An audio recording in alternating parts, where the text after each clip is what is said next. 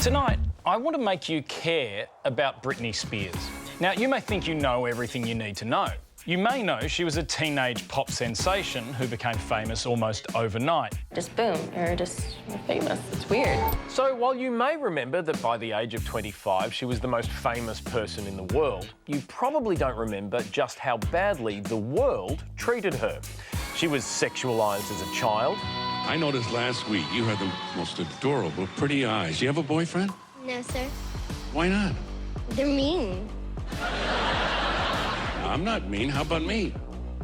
Well, it depends. Yeah, it depends. How much longer do you have to live? Later, she was attacked for being too sexy. Britney Spears has upset a lot of mothers in this country. If I had an opportunity to shoot Britney Spears, I think I would. And then for being not sexy enough. I heard one critic say that it wasn't her outfit that made her look fat. It was actually her fat that made her look fat. As well as subjected to 1,000 awkward sexual questions from mostly male interviewers. Everyone's talking about it. What? Well, your breasts. Am I a virgin? You are a contradiction. On the one hand, you're a sweet, innocent, virginal type. On the other hand, you're a sexy vamp in underwear. Yeah, it is a contradiction. A bit like a current affair and journalism. You may also have forgotten how she was hounded relentlessly by the paparazzi. Photos of Britney can sell for up to $1 million each. What do you think it'll take to get the paparazzi to leave you alone? I don't know.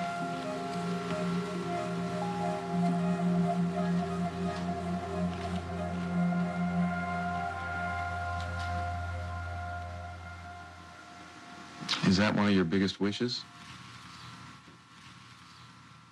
And under all this pressure, she cracked, which the media just saw as another opportunity to sell the Spears soap opera, where she split from her husband, almost lost custody of her kids, shaved her head, attacked the car of a photographer, and in 2008 was taken to a psychiatric hospital in an ambulance. And then the world that had taken everything from her just stopped caring. Well, except for one person. All you people want is more. Leave Britney alone! Who was mocked mercilessly online for daring to treat Britney like a person. But maybe the person under the doona was onto something. And now, a New York Times documentary shows that the 2008 incident wasn't the end, but rather the beginning of a far more interesting story. Framing Britney Spears takes a closer look at her conservatorship, which was put in place more than a decade ago. A brief spell in a psychiatric unit and to what's called a conservatorship. Her dad has been in charge of her money for the last 12 years. I never talked to her father. The only thing Jamie ever said to me was, my daughter's going to be so rich, she's going to buy me a boat. My dad's happy if I buy him a birthday card. While she was still in hospital, a judge gave Britney's father control of every aspect of her life. He controlled her estate, he controlled her money, he even controlled who she spoke to and where she lived. It was originally meant to be temporary, but 14 years later, it is still in place. From a career perspective, Britney is as successful as she's ever been. She's still selling out shows, selling perfumes. She was even a judge on The X Factor. Thank you for being the best mentor ever, and I love you so much. Oh, thank you, sweetie. Which means she can have input on other people's careers, but not her own. Now, you might be thinking, if she's back on her feet again, why can't she have legal control of her life? Well, this is the bit that her fans think smells a bit fruity.